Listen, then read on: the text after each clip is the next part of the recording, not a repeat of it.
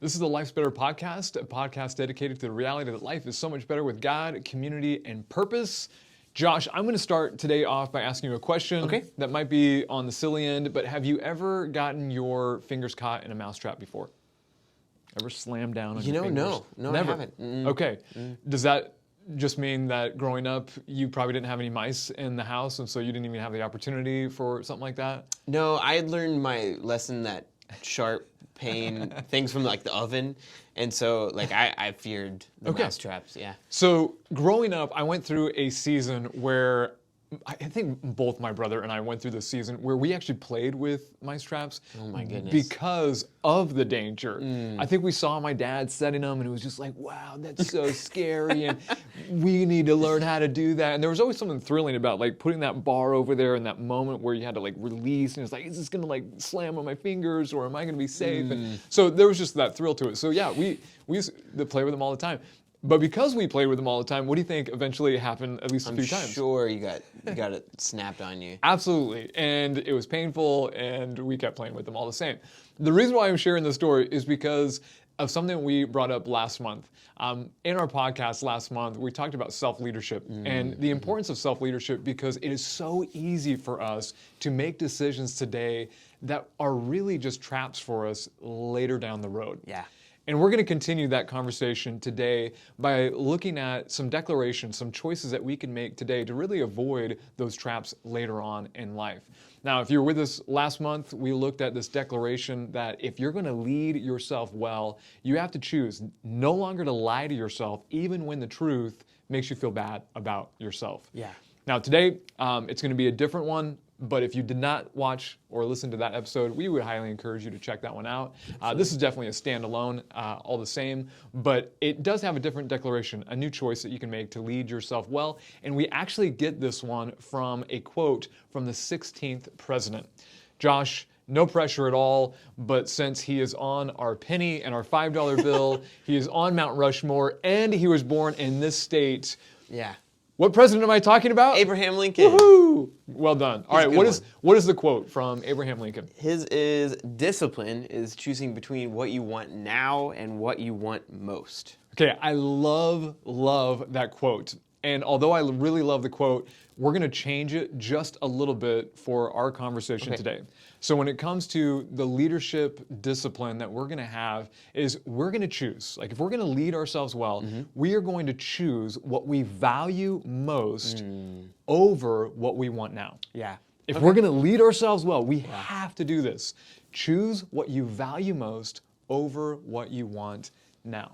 Now, if that doesn't make sense, we're going to play a game so that it will hopefully begin to make sense. Sink in. This is a game called I've Got to Have It. I've Got to Have It. And in this little, I don't know, tissue box container, we have some scenarios. And I'm going to pick out a scenario, and I'm going to read it to you, Josh. Yeah. And you have to determine, okay, if you were in that situation, what would you want in the moment? Yeah. But what do you also value the most? So you're going to answer the first one, hey, what would I want in that moment? Yeah. And then evaluate, but what do I really value? Yeah. And then we'll switch and go from there. All right, so your scenario, Josh. It's been a long day. You notice your exercise equipment sitting in the corner of your living room while your couch and TV sit in the middle of your living room.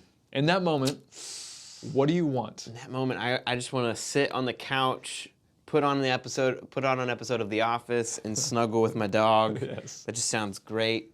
Maybe throw in some coffee. Like, oh yeah, that sounds great. But what do you value most? What I value most is being able to get up every morning and actually go and do things that I know that I'm supposed to go do for as long as possible. And so you probably need to focus maybe on the exercise equipment Yes. a little bit more than the TV? Yeah. Yeah. Absolutely. All right, next up, we have for you, Jonathan, you're in a discussion with someone who is clearly wrong, and they're just arrogant enough to tell you that they are right and you are the one who is wrong. Oh, mercy. Okay, so in that moment, you know what I really want to do is I want to put them in their place. Yeah. No. Excuse me, sir. You're actually the one that's wrong, and I'm the one that's right, and here's why. Now, what do I value most? Well, I value healthy relationships, and putting people in their place oftentimes is not the healthiest thing to do, or at least making them look foolish while I'm doing it, which is maybe what I want to do, is not always good for relationships. Yeah, that's a tough one. Okay, Josh, here's your scenario. On your way home, you are thinking about dinner. You pass multiple restaurants with food advertisements on the window. The smell of tacos is coming from that delicious food truck. Your stomach is rumbling, and at home, all you have are the fixings for a chalky protein drink and a salad. What do you want in the moment? I want those tacos. And what would the food truck be if that was the case? What? Sorry, what? What's that food truck? Actually, I know there was one that you and Emily were really into for a while. Oh man, I don't even remember the name of it. It's the one that's in front of Tractor Supply. I think the name taco is actually in it. I don't know what it's called though. I don't remember either. So you want the tacos? Yes, and what I value most is tacos. Actually,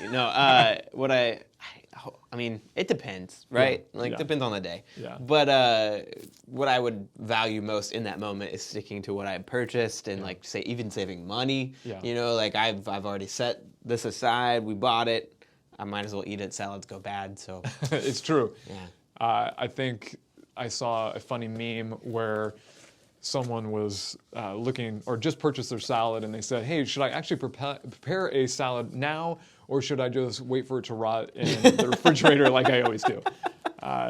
It was better than that, but yes, that's what we oftentimes do. Yeah. Emily and I run into this issue where we have the right motive, right? We buy a bunch of stuff to cook all week, and then people invite us out to things, and then at the end of the week, you're like, we ended up not saving money because we threw away half of it. Yeah. Anyway. Normally it doesn't happen. But anyway, next scenario for you, Jonathan. You've agreed with your wife that you're only going to spend money on the essentials for the rest of the month. Okay. Later that month, you see a killer board game. Sorry, that board game part was just me. Once in a lifetime deal on something you've had your eyes on for a while, but it's not on the essentials list. Okay, what do I want in that moment? I want to convince myself that I actually be saving money by buying whatever it is because it's a killer deal. But ultimately, if I don't need it, what I value most is sticking to the commitment I made to my wife because I value our relationship. Yeah. And at the same time, I value saving money so that we can spend on what we really need. That's interesting. That lie is definitely something that I'll try to convince myself. It's like, oh, I could buy this and then enjoy it and then resell it for more, and then I'm making money. You know what? If you actually do resell it, maybe that's actually not a lie. Maybe that's actually just savvy business sense. It's just a lie. I could, but But you don't. A lot of times it's just something I keep. Okay. All right, this is the last scenario for you. Your morning alarm goes off. You know what? This sounds like something you've talked about before, so you can relate to this one. Your morning alarm goes off. You're still tired. Your blankets are warm and soft, while outside your blankets, it feels like 28 degrees. What do you want to do in the moment? That's like this morning. In the moment, I want to just sleep in and say what I had planned today does not matter as much as these warm blankets and this dog who's keeping me warm right here. It just feels really good. But what I value most is really, honestly, I've learned that starting my day off right and quickly and eating breakfast and setting myself up, reading, all of that has to happen in order for my day to actually go well. Yeah. And so, that's what I should be doing. Sure. Value. Yeah. All right. Last one. Here it is. Your phone rings, and it's a friend or family member. Knowing how long they can talk, you are pretty sure that answering the call will be a big interruption to what you are doing. Yeah, this happens from time to time. I want, in the moment, to go ahead and just ignore it. Finish what I'm doing because I don't want to be interrupted. But what do I value most? I probably value getting things done, and it's whatever. I was going to say, But what should I value most? I should probably value the relationship and go ahead and be interrupted. Yeah. There's push and pull to that. It is. It's true. I think you gotta weigh it. Even if you don't necessarily agree with all of our answers, I think we can at least agree on the fact that it's really easy to go ahead and make those decisions on what you want now versus what you value most.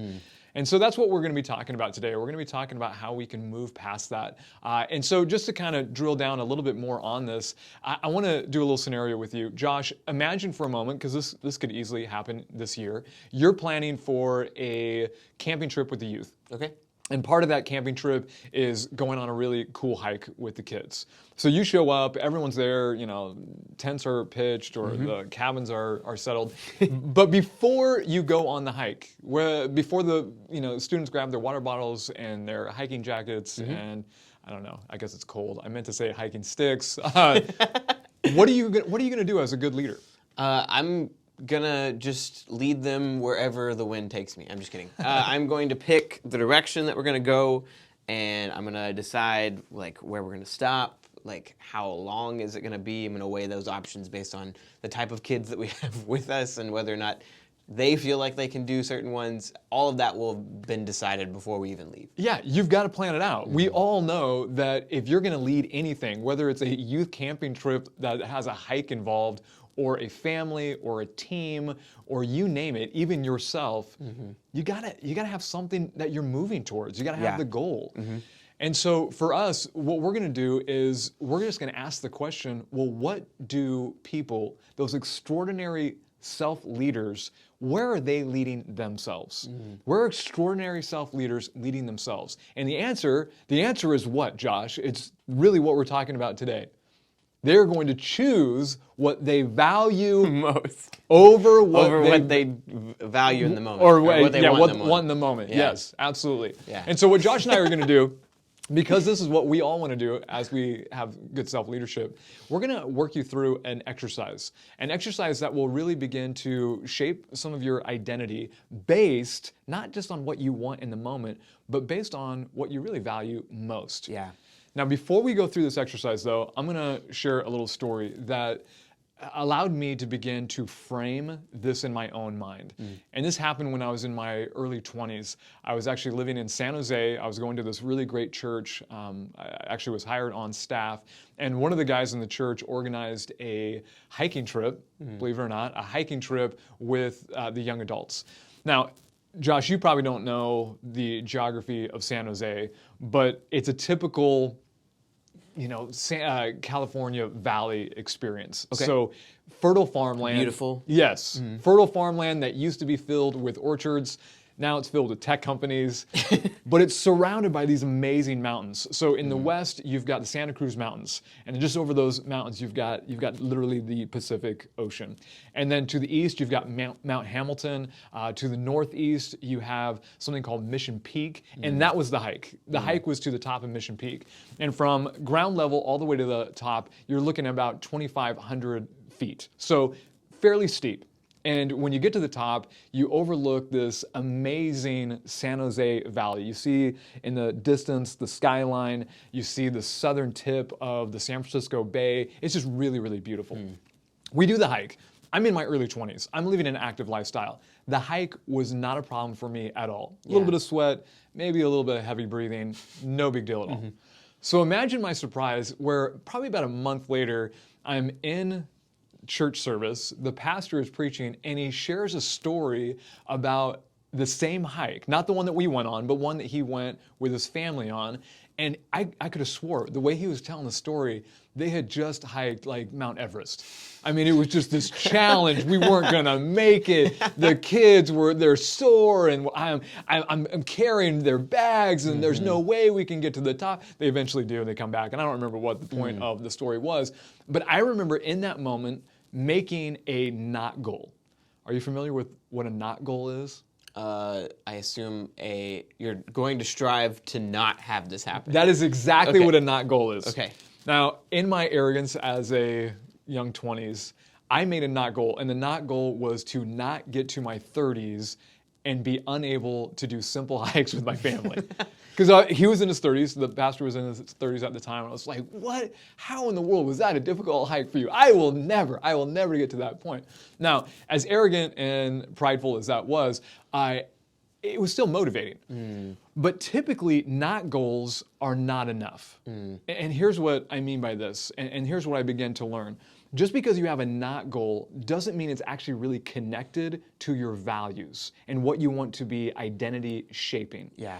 Because the alarm may ring in the morning and I may have this not goal in the back of my head, but unless it's connected to my values, I could easily hit the snooze and say, I don't need to exercise this morning. It's not a big deal. Unless I have a goal that's connected to a value of greater health, a value of actually wanting to have great adventures with my family. And then that value will actually get me to ignore what I want in the moment and choose what I value most. Yeah. So with this as our understanding, Josh and I are going to lead us through a exercise that will hopefully allow us to create some identity shaping sentences, statements. And the first identity shaping sentence that we're going to have you create is an I am statement. And then the second will be a I do statement. I do statement. So we're going to begin with the who are we based on our values, how do we want this to shape our identity, and then we'll move into, okay, based on who I am, what do I do? Okay, so think right, and if you're not driving, well, grab a pen, grab a pencil, because we want you to engage in this as actively as possible. If you're driving, just wait till you're done driving, then you can get your pen and your paper. Yeah, please. Please. But what we want you to do is maybe just jot down some of your values, just some of you, maybe 4 or 5 of your values, and then start to think through, okay, if these are my values, well then who am I based on these values? And you may even want to contrast it with some of those things that you find yourself wanting to do on a daily basis. So it might be one of those like, man, I love candy, but I value my health. You know what, I really want to just get lost in this hobby, but what I really value is time with family. And you know, the list could go on and on and on. And then once you have some ideas of your values, well then create at least one I am statement. And I've got a few examples for us. Maybe you have a value, you know, to be that family man or that woman who is there for your husband and your children. And so maybe your I am statement is this: I am a present and engaged spouse and father, or engaged spouse and mother. Josh, this is a good one for you. I am a physically healthy woman. Okay, sorry, no, I thought I threw that one in there. Or maybe it's I am a productive and disciplined child of God. But create an I am statement. Yeah. Josh and I have actually gone through this exercise with the church staff. And so, Josh, I'm going to put the pressure on you.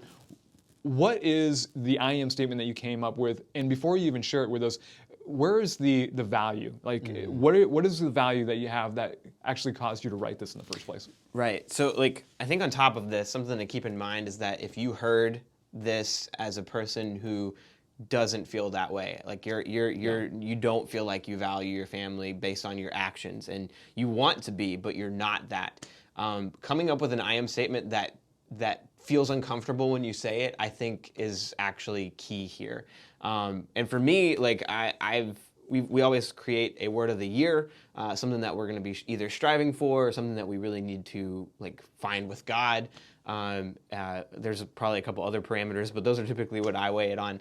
And this year, there's just been times in the last few years of my life where I've really had a few regrets, and most of them revolved around me not saying what I needed to in the moment, or me being passive and taking a very passive role when I should have been taking a leadership role. And in that, like finding that with God and everything, His help and His leadership, I realized that I wanted to be more courageous. I want to be the type of person that isn't mean, but is willing to have the tough conversations, is willing to take leadership on something that might be uncomfortable in my mind or difficult, and is the first person to step into that. And so my statement that Jonathan said, hey Josh, maybe this could be your statement, and I was just like, you know, I couldn't word it differently because this just feels not me and it needs to be, is I am a courageous leader. And that's it, is I am a courageous leader. There's no ifs, ands, or buts to that statement, which I think is important for me. And you hit on something that is really important as well. Josh, do you always feel like a courageous leader? Absolutely not. But by knowing that this is a value that God has placed on my heart, you're going to aim in that direction, and that's going to begin to shape your identity as you claim this value that God has placed in your heart. Yeah.